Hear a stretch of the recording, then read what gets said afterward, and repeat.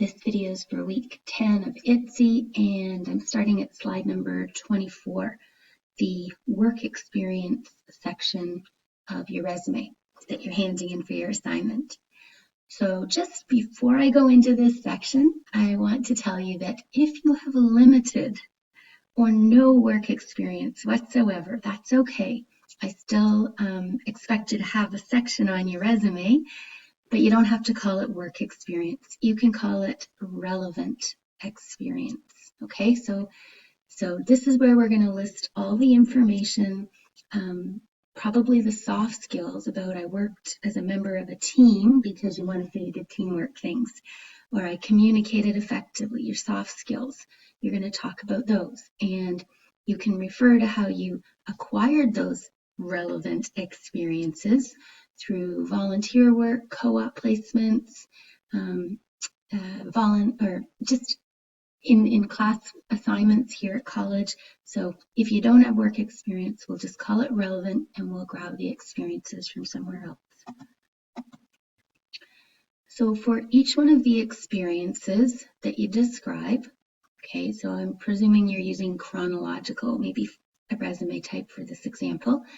For each one of the experiences that you have, so maybe you worked at Tim Hortons or you worked at McDonald's, you're going to have 3 to 5 statements under the job title, and it's going to list related experience.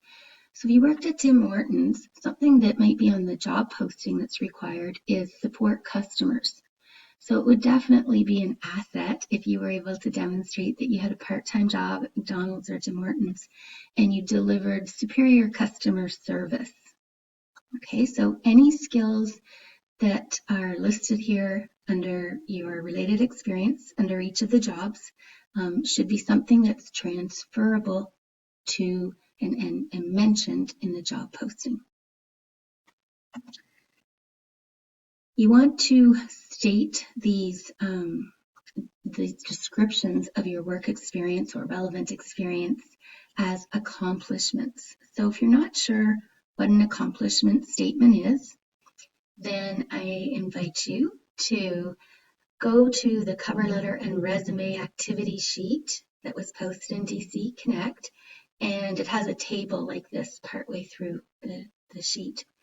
You don't need to submit it as part of your assignment, but go through it and complete this table so that you know how to describe things that are going to be listed on your resume to get full marks. Okay, so it talks about how this is a duty statement, served customers. That's just what you did. But when you can tell us within the context or describe the action a little bit better. So served customers at the busiest McDonald's in Ontario.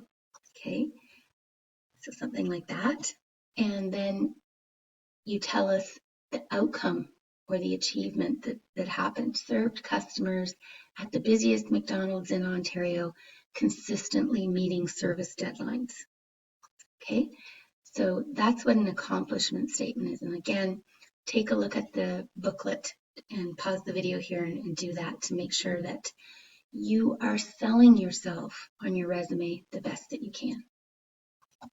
Okay, and I've got some samples here. You're welcome to borrow some of them and slightly change them. Okay, and more here. And in the Career Services booklet, they give you some suggestions as well. I've also got some ideas. If none of those help and you're getting ideas from the things that you studied here at college, your classes, consider using your course outlines because they're often written with a verb. Okay, so that's the duty, what you learned, and to what standard. I've got some here from us for our ITSE course.